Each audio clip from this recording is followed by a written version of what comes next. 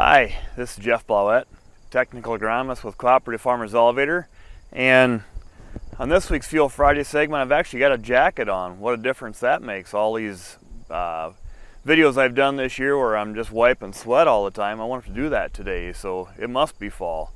And you can see it is fall, obviously, with the beans behind me here.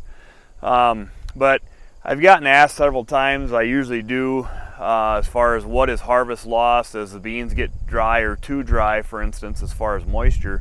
So I thought I'd put some actual numbers to it and kind of share that with everybody. Essentially, we've got several things going on as beans start to get ready. We want to, we've always talked about we want to get started. It's actually probably better to start combining when the beans are 14%.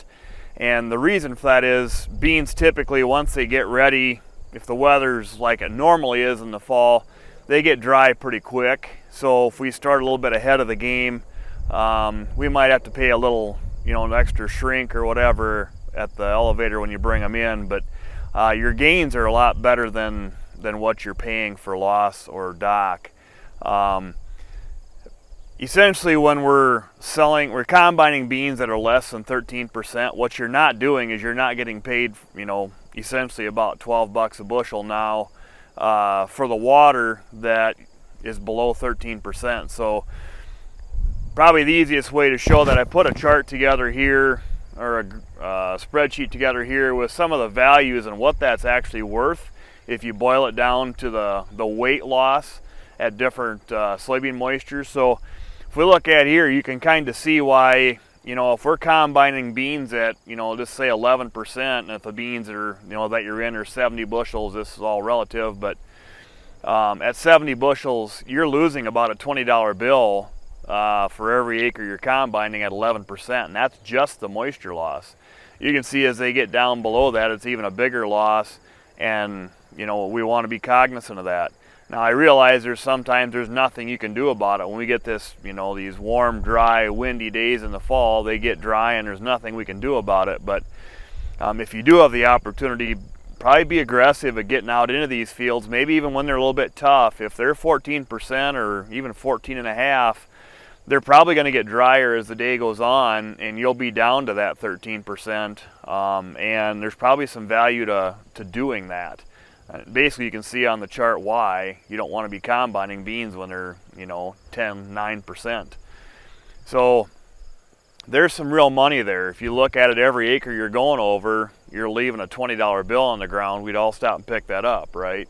So that's why it's important to understand the values of, what's out there and why we want to start combining beans and be aggressive at it. We can combine a lot of acres in a day. So that's to our benefit. There's a benefit to being aggressive, getting started, but that's the money part of it. The other factor that plays into this too is what the data shows on that spreadsheet is only the moisture loss of what you're not hauling to town. We all know too, as we get into, especially combining, for sure below 11, but you get into that 9 and 10% beans, and unfortunately once in a while even drier than that, there's a lot of shatter loss where they're pinging off the cab or they're not quite getting into the combine, and so that's additional loss that's not even into account from the spreadsheet earlier. Essentially, when you're setting a combine, you really should be checking behind once you get started and making sure you're doing the best you can, not having a lot of beans left on the ground. But essentially, if there's 3 to 4 beans per square foot on the ground, that's another bushel. And we all know, we've probably seen, especially, we've had a few falls where we've got some harvest loss, happen to catch a fall rain, and we see a lot of those beans even laying on the ground, growing later. That's an indication there was a lot of harvest loss.